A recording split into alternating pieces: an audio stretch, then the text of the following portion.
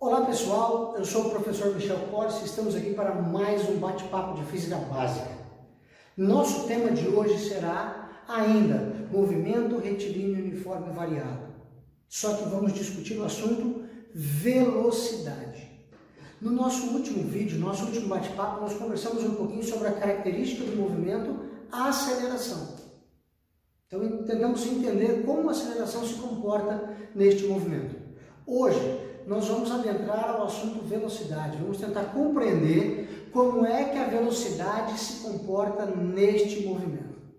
Tudo bem? Então vem comigo e olha só a primeira coisa. Tá? A minha velocidade, ela se comporta como uma função de primeiro grau, ou seja, ela varia de maneira linear.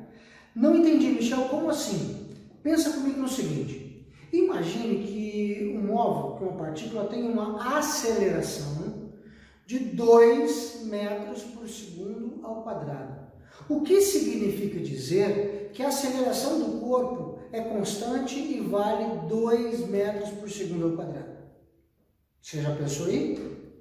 Significa que a cada 1 segundo que passa, a velocidade aumenta 2 metros por segundo. Aí passa mais 1 segundo, a velocidade aumenta mais 2 metros por segundo. Aí passa mais 1 segundo, a velocidade aumenta mais 2 metros por segundo. Ou seja, o móvel varia velocidades iguais em tempos iguais.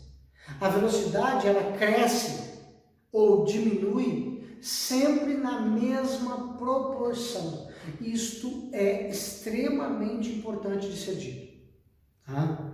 Então, se eu conheço o valor da aceleração, automaticamente, é automático, eu sei exatamente como que a minha velocidade varia naquele problema dado, naquela situação física descrita para mim. Tranquilos? Porque a aceleração representa para mim o quê? A mudança da velocidade no tempo, ou seja, como a velocidade muda no tempo. Percebeu? Então fica muito tranquilo fazer desta forma. Agora, eu vou partir da aceleração que eu já estudei no nosso encontro passado, que é ΔV sobre ΔT. E ΔV é a variação da velocidade, V menos V0. ΔT é a variação do tempo, T menos T0, está aqui. Só que o tempo inicial é aquele do cronômetro, então eu disparo. Então, quando eu inicio o movimento, eu disparo o cronômetro. Disparado esse cronômetro, começa a contar o tempo. Tá? Portanto, o meu tempo inicial é 0. É o instante que eu disparo o cronômetro, o tempo 0. Quando eu pego este tempo e passo para o outro lado da igualdade, ele está dividindo, ele vai multiplicando a aceleração. Então vai ficar tempo vezes aceleração. Perfeito. A velocidade inicial ela está subtraindo do lado de cá. Quando eu passar para o outro lado da igualdade, ela vai somando. Então vai ficar tempo vezes aceleração, que eu já tinha, mais a velocidade inicial. E isso será igual à minha velocidade final. Ou seja, tá? Este é o modelo matemático chamado de função horária da velocidade. Notem algumas coisas importantes que eu vou fazer com vocês. Veja, a minha velocidade inicial sempre será constante. Sempre. Ela pode ser 0 ou não, mas o problema vai te dar, é um número. E esse número não muda. A minha aceleração, nós vimos no último encontro que ela, neste movimento, sempre será constante. Ela pode ser positiva ou negativa, mas é constante, é um número. Logo, quais são as minhas variáveis? 2. Para cada instante de tempo t, eu vou ter um valor de v, que é velocidade, diferente. Tá? Logo, isso aqui é uma função do primeiro grau. E toda função do primeiro grau, toda função de primeiro grau, se comporta, o gráfico dela, quando eu vou representá-la, é uma reta. Sempre. Então, se eu tivesse que interpretar essa minha função horária no gráfico, olha só como ficaria. Eu poderia ter uma reta crescente ou eu poderia ter uma reta decrescente. Primeira coisa, gráfico de velocidade por tempo. Eu estou estudando o comportamento da velocidade, por isso gráfico de velocidade por tempo. Primeira coisa, se o meu gráfico for uma reta crescente, primeira coisa, você já escreve nele, a aceleração é positiva. Se o gráfico for uma reta decrescente, você já escreve nele a aceleração negativa. Por quê, Michel? Olha só para mim, pessoal. Ó, aqui é onde o gráfico começa. Onde o gráfico começa é o meu coeficiente linear, que é aqui, ó, velocidade inicial, é um número. Agora, a aceleração é o coeficiente angular da reta. E olha só, o coeficiente angular da reta mede a inclinação dela. Então, seria isso aqui, ó. Cateto oposto pelo cateto adjacente, se eu estiver olhando este ângulo θ. Portanto, meus amores, neste caso, o tempo está passando e a velocidade está aumentando, aceleração positiva. Neste outro caso aqui, olha só, ΔV sobre ΔT. Só que aqui o tempo passa, mas a velocidade diminui. Por isso, a aceleração negativa. Então, gráfico com a reta crescente, aceleração positiva. O valor da velocidade está aumentando.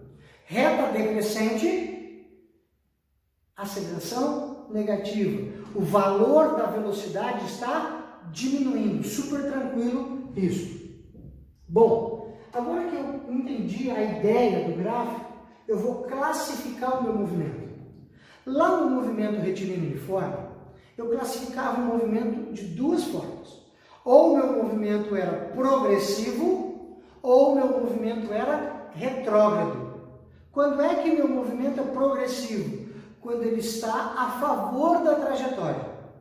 Velocidade positiva. Então, sempre que eu tiver uma velocidade positiva, movimento progressivo. Quando é que meu movimento era retrógrado? Quando ele estava retornando, retrocedendo na trajetória. Logo, velocidade negativa. Importantíssimo, movimento retrógrado, velocidade negativa, partícula retornando. Tranquilos? Ótimo.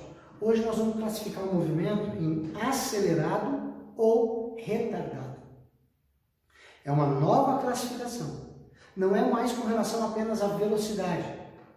Agora também leva em consideração a aceleração. Só que aqui nós temos um problema bastante grande, meus queridos.